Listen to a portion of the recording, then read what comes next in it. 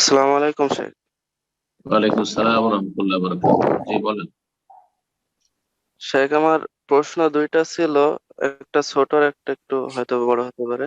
বলেন। প্রথম প্রশ্ন, যে আমি দিনে 100 বার অথবা 70 বার ইস্তেগফার পড়বো, এটা কোন সময় থেকে কোন সময়ে?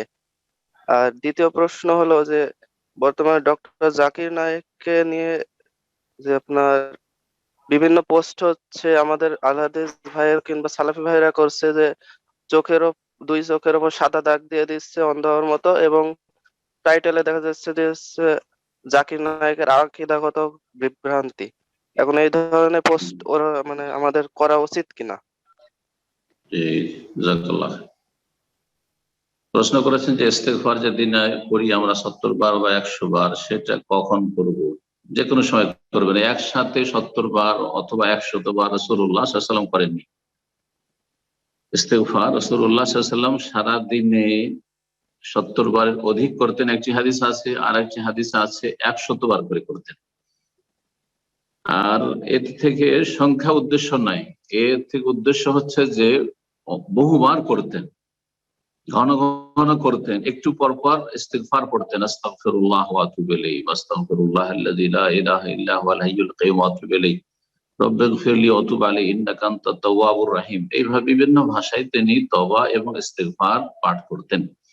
কারণ মানুষের কিছুক্ষণ পর পর জিকির আজকার করা বা তওবা ইস্তিগফারের নবায়ন করা, এটা ভালো। আর একসাথে শুধু সকালবেলা 100 বার পড়ে নিলেন বা 70 বার পড়ে নিলেন, অথবা দুপুর বেলা পড়লেন, অথবা সন্ধ্যাবেলা পড়লেন, এটা এভাবে সুন্নত নয়। কিন্তু কেউ যদি অবসর থাকে, যে সকালে আমি বেশি অবসর থাকছি অথবা সন্ধ্যাবেলা অবসর আছি, এখন 100 বার পড়ে নিলাম, কিন্তু সারা দিন মাঝে মাঝে পড়তে থাকবে, এটি হচ্ছে সুন্নাত তরিকা। মাঝে মাঝে সারা দিন যতক্ষণ জেগে আছে, এটা নিজের অভ্যাসে পরিণত করবে যে তওবা ইস্তিগফার এর জিকির আজকার মাঝে মাঝেই করতে থাকবে। কারণ কিছুক্ষণ পর পর হয়তো আমাদের ভুল ভ্রান্তি হচ্ছে, সেই ভুল ভ্রান্তি গুলি আমাদের মুছে যাবে এই তওবা ইস্তিগফারের মাধ্যমে, এটা হচ্ছে উদ্দেশ্য। এবং মানুষের নফসের ইসলাহ, নিজের আত্মার বা ইসলাহ হবে, সংশোধন হবে মাঝে মাঝে তওবা ইস্তিগফার করলে, এটা বেশি উপকারী এবং এটাই সুন্নাত। দ্বিতীয় যে বিষয়টি বলেছেন ডক্টর জাকির নায়েক হাফিজাহুল্লাহ তাআলা সম্পর্কে, যদিও ব্যক্তি সম্পর্কে প্রশ্ন না করলে ভালো, তবে বলবো যে ডক্টর জাকির নায়েক হাফিজাহুল্লাহ তাআলা, তার আল্লাহ হেফাজত করুন, সমস্ত রকমের শত্রু, ঘরের শত্রু, বাইরের শত্রু, সমস্ত শত্রু থেকে আল্লাহ হেফাজত করুন। এবং তিনি আল্লাহ রাব্বুল আলামিনের একটি বড় নেয়ামত উম্মত মুসলিমার জন্য। বহু অমুসলিম এবং বহু মুসলিম তার দাওয়াতে সঠিক রাস্তা পেয়েছে। জেনারেল শিক্ষিত বহু মুসলিম, অমুসলিম ছাড়াও জেনারেল শিক্ষিত লোকেরা তার দাওয়াতে সাড়া দিয়েছে। অনেক আলেমের দাওয়াতে সাড়া দেয়নি, কিন্তু তার দাওয়াতে সাড়া দিয়েছে। তার যে ইসলামের খেদমত রয়েছে, সেটা বড় ধরনের খেদমত রয়েছে। জি, কিন্তু মানুষ মাত্রে ভুল হতে পারে, মানুষ মাত্রে ভুল হতে পারে। ভুলগুলি আলেম ও ওলামারা শুধরে দেবে অথবা বলবে। ভুল যদি সোশ্যাল মিডিয়াতে তার ছড়িয়ে থাকে বা তার লিখনীতে ছড়িয়ে থাকে, মানে প্রকাশ্যে মানুষের হাতে আসছে বা মানুষ শুনছে সে ভুলগুলি, তাহলে আলেম ওলামারা প্রকাশ্যে ভুল সংশোধন করে দেবে। জরুরি নয় যে তাকে ব্যক্তিগতভাবে যোগাযোগ করে দ্বীনি বিষয়ে ভুল করেছেন তাকে বলতে হবে, এটা না, এটা মানহাজ নয়।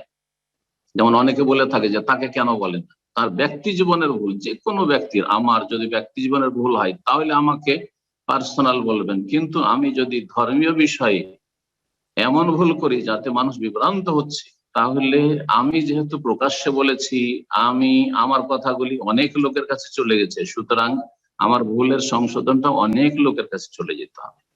কিন্তু ভুলের সংশোধন বিজ্ঞ আলেমরা করবেন।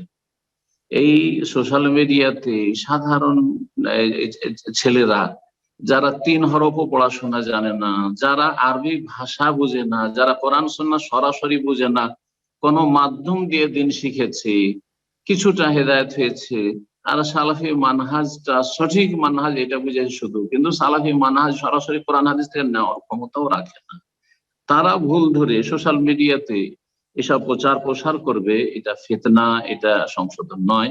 এবং অযোগ্য ব্যক্তিদের অধিকার নেই, অযোগ্য ব্যক্তিদের অধিকার নেই যে এইরকম ধরনের কোনো ভালো স্কলার বা ভালো যারা দিনের খাদেম তাদের ভুল নিয়ে আলোচনা সমালোচনা করবে, যোগ্য ব্যক্তিরা করবে। এখানে আরেকটি কথা বলে নেওয়া জরুরি, যোগ্য বলতে এই নয় যে ডাক্তার জাকির নায়েকের চাইতে যোগ্য হতে হবে তাহলে ভুল ধরতে পারবে। এটা কিন্তু অনেকের ধারণা, আমাদের ইন্ডিয়া পাকিস্তান বাংলাদেশের মানুষদের ধারণা যে সে তার কাছে পৌঁছিতে পারবে, তার মতো হইতে পারবে, তার ভুল ধরছে না, ভুল কথা। ছোট হলে ভুল ধরা যাবে না এমন কথা নয়, আর ভুল ধরার জন্য তার চাইতে বড় পৃথিবীতে হইতে হবে। তাহলে ইমাম আবু হানিফা, শাফি, মালিক, আহমদের কে ভুল ধরছে?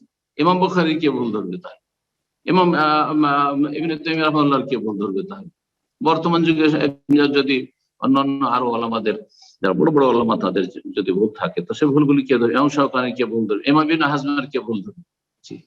ইমাম সুয়ুতির কে ভুল ধরবে? ইমাম নাওয়াবী রহমতুল্লাহ আলাইহি আজমাইন তার কে ভুল ধরবে? অত বড় আলেম আজকাল কোথায় পাবেন? তাহলে তো এইটা ভুল ধারণা যে ভুল ধরার জন্য তার চাইতে বড় হইতে হবে বা তার সমতুল্য হইতে হবে, এটাও ভুল কথা। তবে একেবারে সাধারণ লোকেরা এই যে ফেসবুকে যারা ছোটাছুটি করছেন, যাদের বিচরণ, তারা যে ভুলগুলি হাইলাইট করছেন তারা অযোগ্য, তাদের জন্য এটা উচিত নয় মোটে। আল্লাহ যেন সবাইকে বোঝার তৌফিক দান করেন এবং আমাদের ভুলগুলি নিজেদেরকে সংশোধন করার তৌফিক দান করেন। এবং জাকির নায়েকেরও ভুল হতে পারে, যদি ভুল থাকে তো আল্লাহ যেন তাকেও তার জীবদ্দশা সংশোধনের তৌফিক দান করে, বিশেষ করে আকীদা মানহাজগত যদি কোনো ভুল থাকে। আর ফিকহি মাসাইলে ভুল হইতে পারে, ফিকহি মাসাইলে ভুল হওয়াটা এমন কোনো ব্যাপার নয়। তবে ভুলের ওপর চুপ থাকতে হবে না। যদি ফিকহি মাসাইল হয় তাহলে বলতে হবে যে এই মতটি শক্তিশালী নয়, বরং এই মতটি হচ্ছে শক্তিশালী। জি, জাযাকুমুল্লাহু খাইরান।